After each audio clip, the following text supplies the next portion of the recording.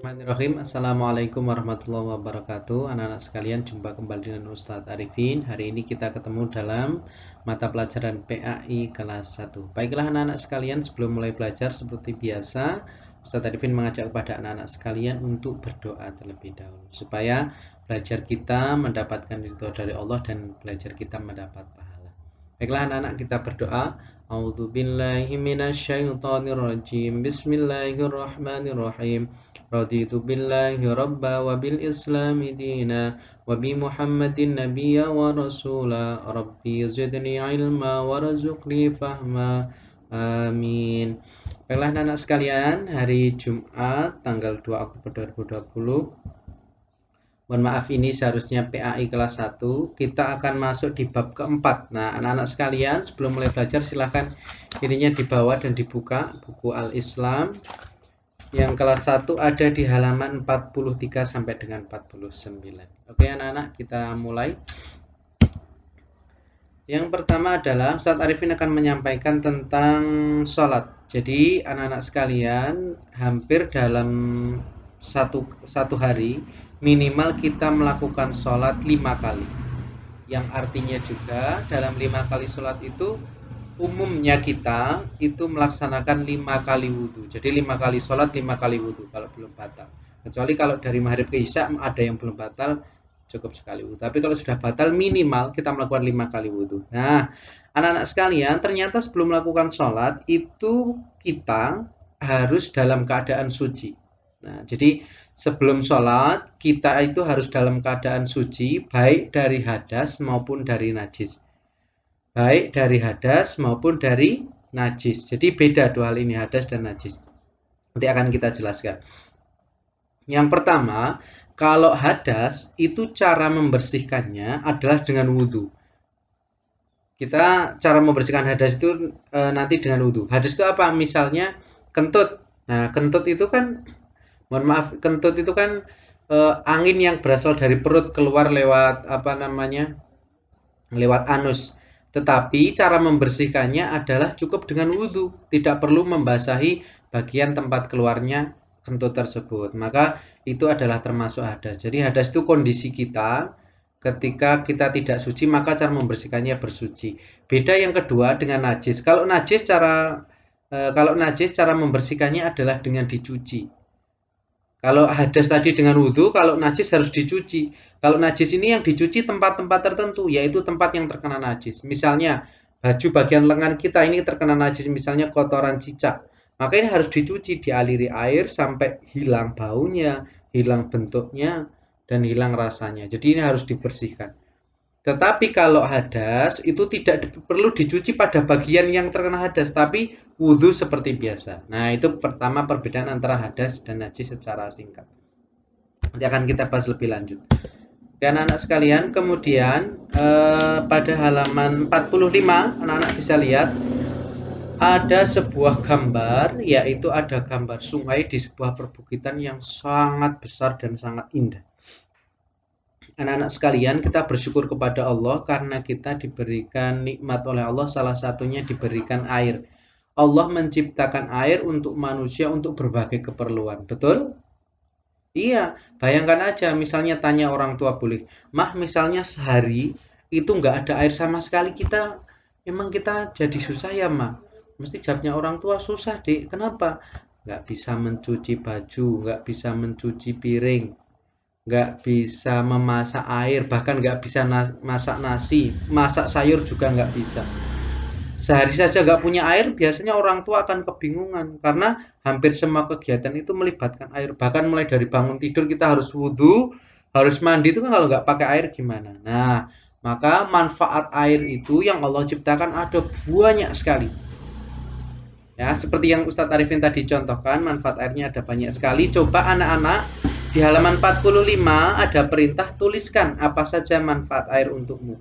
Tolong anak-anak tulis di sana, di halaman 45 diisi di sini. Nah, di sini ditulis manfaat air apa saja, sebisanya anak ditulis berapapun. Yang penting anak tuliskan beberapa manfaat dari air. Nanti boleh ditulis menggunakan pensil dan tidak dikumpulkan. Ini bukan tugas hari ini ya. Jadi untuk berlatih dan untuk latihan menulis. Kemudian anak-anak kita lanjut. Di halaman 46 kita akan mulai masuk kepada mengenal najis. Nah, ini bukan tentang hadas ya, ini tentang najis dulu, tentang najis. Mengenal najis yang pertama, najis itu apa? Najis itu anak-anak coba dengarkan. Najis itu adalah kotoran yang bisa menghalangi seseorang untuk beribadah. Sekali lagi, najis adalah kotoran yang bisa menghalangi seseorang untuk beribadah. Najis itu kotoran, betul kotoran. Kotorannya bisa macam-macam, bisa kotoran cicak, bisa kotoran ayam, bahkan bisa kotoran manusia. Jadi berbagai macam kotoran itu kalau terkena anggota tubuh atau misalnya pakaian kita yang untuk sholat itu harus dibersihkan. Karena kalau tidak dibersihkan itu menghalangi kita dari beribadah. Nah, itu jadi tentang najis seperti itu. Contohnya apa saja najis itu? Ini di sini ada contoh 3, nanti cara membersihkannya juga beda-beda. Perhatikan. Contoh najis yang pertama adalah najis air pipis bayi laki-laki yang belum makan. Bagi anak-anak yang punya adik di rumah, punya adik kecil yang cowok, kemudian dia belum makan nasi. Jadi masih usia antara berapa? Mungkin usia sejak lahir sampai dengan 6 bulan mungkin ya, yang belum maem, jadi belum disuapin nasi. Jadi tiap hari hanya atau bubur, tiap hari hanya minum air susu dari ibu atau ASI. Itu yang pertama, itu najis. Jadi air pipis bayi laki-laki, bukan bayi perempuan ya, nanti beda lagi. Yang kedua adalah najis kotoran, ini banyak banget tadi udah Ustaz Arifin sebutkan. Yang ketiga adalah air liur anjing. Nah, jadi anak-anak sekalian kalau di sekitar rumah mungkin ada orang yang memelihara anjing, anak-anak harus berhati-hati dengan air liur karena itu termasuk najis. Kemudian kita lanjutkan cara membersihkan. Tadi kan ada tiga macam najis ya tadi. Ini kita akan bahas cara membersihkan dari 3 macam najis tersebut. Yang pertama adalah najis air pipis bayi laki-laki yang belum makan. Cara membersihkannya sangat gampang dan ringan. Ini termasuk najis ringan. Kenapa? Karena dia belum maem, baru minum air susu ibu atau ASI. Maka cara membersihkannya adalah dengan diciprati air. Sekali lagi, dengan diciprati air. Misalnya bajunya Ustadz Arifin ini kena pipisnya bayi laki-laki misalnya. Kena pipisnya bayi laki-laki adiknya Mas Fadil misalnya. Sini kena pipis, kemudian cara membersihkannya Ustadz Arifin tinggal ambil air, kemudian dicipratkan gini. Nah, ada percikan airnya sampai ke sini. Dan nggak perlu dibasahi sampai banyak. Kenapa? Karena dia masih bayi dan belum makan nasi. Tapi khusus untuk bayi yang laki-laki. Kalau bayi perempuan, meskipun dia belum makan nasi, baru minum ASI, kalau kena di sini maka ini bajunya harus dicuci sampai bekas airnya hilang. Tapi kalau bayi laki-laki cukup ciprati. Itu yang pertama. Ingat ya. Yang kedua adalah najis kotoran. Ini jelas, najis kotoran ada banyak. Tadi contohnya udah Ustadz Arifin sampaikan, cara membersihkannya adalah dibasuh. Misalnya Ustadz Arifin di sini ada kotoran cicak misalnya jatuh di sini. Maka cara membersihkannya adalah dikasih air sampai hilang. Hilang apanya? 1, baunya harus hilang.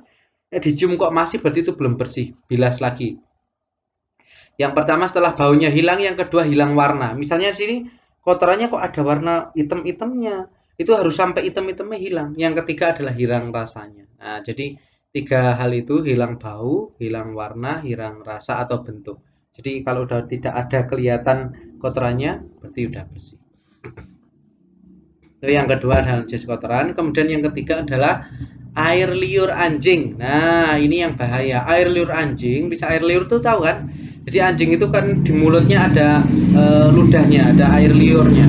Nah, kalau sampai air liur tersebut terkena pakaian atau badan kita, maka cara membersihkannya tidak boleh sembarangan.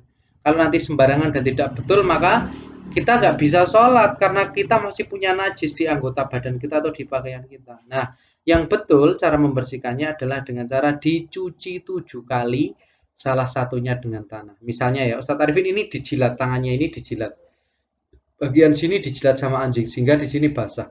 Maka Ustadz Arifin dicuci, dialiri air yang mengalir ini pakai keran, dihidupkan, kemudian dialiri 1, dibersihkan, 2, bersihkan, 3, 4, 5, Kemudian yang salah satu, jadi di antara 7 itu salah satunya kena tanah, misal kena tanah, maka yang keenam boleh pakai tanah, yang keenam ambil tanah digosok-gosok. Setelah kena tanah, kemudian ini udah yang keenam, kemudian dibasuh air, kemudian selesai. Nah, itu cara membersihkan apabila anggota tubuh kita terkena jilatan anjing. Misalnya atau misalnya HP, oh, jangan HP ya, misalnya hmm, bola misalnya, bola kalian terkena jilatan anjing maka harus dicuci. Nah, nggak dicuci nanti najisnya malah kemana-mana, kena kaki, kemudian kena baju dan lain sebagainya. Jadi cara mencuci air liur anjing, benda yang terkena air liur anjing adalah dengan cara dicuci 7 kali ya, diingat. Cuci 7 kali, salah satu itu di antara 7 itu menggunakan tanah. Nah, seperti itu ya anak-anak sekalian cara membersihkan najis. Ada 3 ya, tolong diingat-ingat. Kemudian kita lanjut ke materi yang tinggal sedikit lagi yaitu tentang wudhu. Anak-anak sekalian, pengertian dari wudhu adalah kegiatan bersuci dengan air untuk menghilangkan hadas. Nah, kalau tadi kita bahas najis dan cara menghilangkannya, sekarang wudhu itu bisa digunakan untuk menghilangkan hadas. Kita kentut, maka kita harus berwudhu. Bukan dicuci apa namanya anusnya, bukan. Yang kedua, misalnya kita setelah pipis kan biasa apa namanya cebok ya, jadi dibersihkan. Setelah pipis, nek udah dibersihkan, kalau najis kan udah selesai. Kalau pipis enggak. Pipis itu nanti akhirnya kita menjadi seorang yang berhadas. Maka setelah pipis kita wajib berwudu.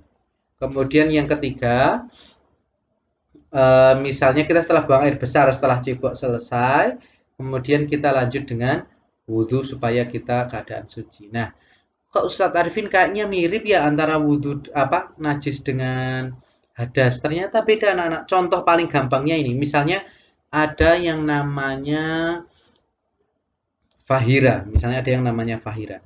Mbak Fahira sedang melaksanakan sholat, misalnya ini ya. Mbak Fahira sholat. Kemudian ketika Mbak Fahira sholat, Mbak Fahira itu kentut. Itu yang pertama. Maka yang harus dilakukan Mbak Fahira ngapain?